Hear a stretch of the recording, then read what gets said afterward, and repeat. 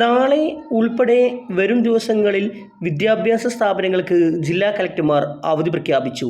വിശദമായ വീഡിയോയിലേക്ക് കടക്കുന്നതിന് മുമ്പ് ഈ വീഡിയോ ആദ്യമൊന്ന് ലൈക്ക് ചെയ്ത് കാണാൻ ശ്രദ്ധിക്കുക. ഉപകാരപ്രദമായാൽ നിങ്ങളുടെ സുഹൃത്തുക്കൾക്ക് ഷെയർ ചെയ്യാനും ഇത്തരത്തിൽ ഇൻഫോർമേറ്റീവായ വീഡിയോകൾ എല്ലാ ദിവസവും നിങ്ങളുടെ മൊബൈലിൽ ലഭിക്കുന്നതിനായി ഈ ചാനൽ സബ്സ്ക്രൈബ് ചെയ്യുന്നതോടൊപ്പം നോട്ടിഫിക്കേഷൻ ബെല്ലൈക്കണിലെ ഓൾ ഓപ്ഷൻ എനേബിൾ ചെയ്യാൻ മറക്കാതിരിക്കുക. നമുക്ക് നേരെ വീഡിയോയിലേക്ക് കിടക്കാം.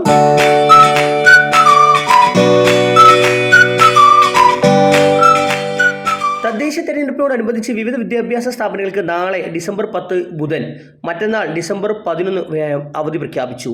വിവിധ ജില്ലകളിലെ അറിയിപ്പ് നമുക്ക് നോക്കാം. മലപ്പുറത്ത് നാളെ പോളിംഗ് സ്റ്റേഷനുകൾക്ക് അവധി.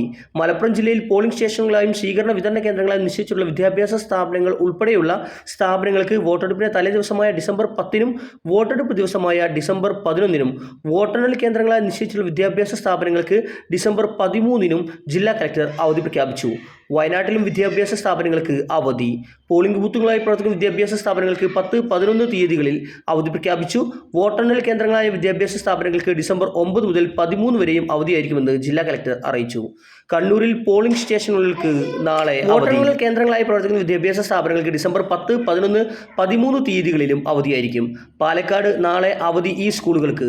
തദ്ദേശ സ്വയംഭരണ തെരഞ്ഞെടുപ്പിനോടനുബന്ധിച്ച് വോട്ടെടുപ്പ് സാമഗ്രികളിലെ സ്വീകരണ വിതരണ കേന്ദ്രങ്ങളായി പ്രവർത്തിക്കുന്ന സ്ഥാപനങ്ങൾക്ക് ഡിസംബർ 9 മുതൽ 12 വരെയും നിർദ്ദിഷ്ട പോളിംഗ് സ്റ്റേഷനുകളായി പ്രവർത്തിക്കുന്ന സ്ഥാപനങ്ങൾക്ക് വോട്ടെടുപ്പ് ദിനത്തിന് പുറമെ തലേ ദിവസമായ ഡിസംബർ 10 അവധി പ്രഖ്യാപിച്ചതായി ജില്ലാ കളക്ടർ അറിയിച്ചു. തൃശ്ശൂരിലും പോളിംഗ് സ്റ്റേഷനുകളായി പ്രവർത്തിക്കുന്ന വിദ്യാഭ്യാസ സ്ഥാപനങ്ങൾക്ക് ഡിസംബർ 10 അവധി പ്രഖ്യാപിച്ചു.